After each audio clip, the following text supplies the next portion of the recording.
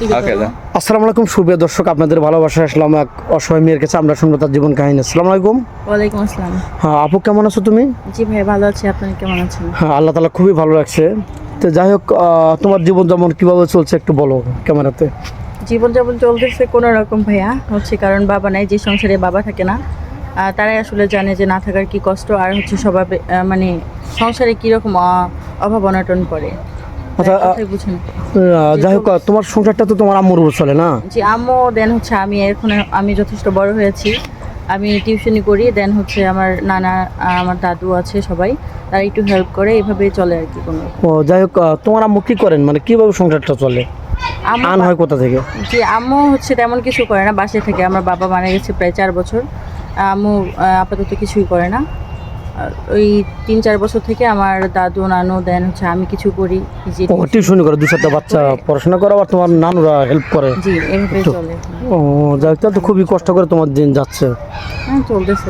এখন তুমি কি চাচ্ছ যে কোনো প্রবাসী ভাই বা বাংলাদেশে কোনো ভাই ভিডিও দেখে তোমার একটা সেলাই মেশিন দান করলো বা একটা চাকরির জন্য হেল্প করলো, এটা চাচ্ছ না শুধু বিয়ে শাদী করে তোমার আম্মুর বোঝাটা হালকা করতে চাচ্ছ, কোনটা? যে এরকমই, কারণ হচ্ছে আমি যথেষ্ট বড় হয়েছি, আমার বিয়ের বয়স হয়েছে, তো সেক্ষেত্রে আমি চাইবো, দেন আমার মা পরিবার সবাই চায় যে আমার বিয়ে হোক, আমি সংসার করি আর ভালো থাকি, এইটাই। আচ্ছা, তোমার কি এরকম জীবনে ঘটনা হয়েছে তোমাকে দেখতে আসছে, বিয়ে শাদী হয়ে যাবে প্রায়, এই মুহূর্তে ভেঙে গেছে বা কোনো কষ্টের বিতরক ঘটনা ঘটছে, এরকম হচ্ছে? জি হ্যাঁ, এরকম ঘটনা ঘটেছে। যেমন?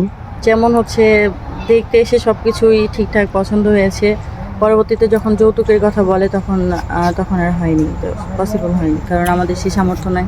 তাদের হচ্ছে 1.5 লাখ 2 লাখ বা 1 লাখ টাকা যৌতুক দিয়ে আমাকে বিয়ে দিবে, তো এই কারণে ভেঙে গেছে, এরকম হয়েছে। ও তাহলে তো খুবই কষ্ট, আর সে কষ্ট আর কিছু হয়ে থাকে না। তো যাই হোক, তোমার কি যৌথ ফ্যামিলি ভালো লাগে না সিঙ্গেল ফ্যামিলি ভালো লাগে?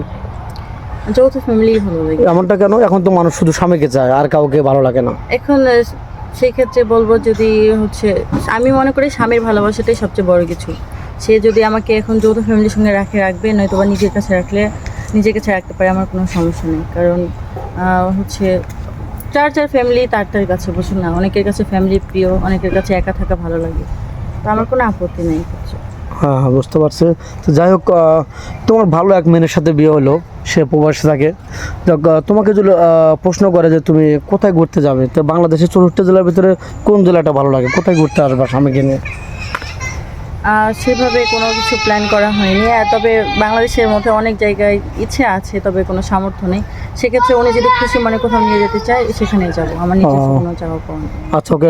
সুপ্রিয় দর্শক বিন্দু শুনতে পারলেন, মেয়েটা খুবই অসহায় কিন্তু কিউট একটা মেয়ে। যেমন এক কথা গোবরে পদ্ম ফুল, তার যদি টাকা পয়সা থাকতো, অর্থ থাকতো, তাহলে এখানে আসতো না। তো যাই হোক, খুবই কষ্ট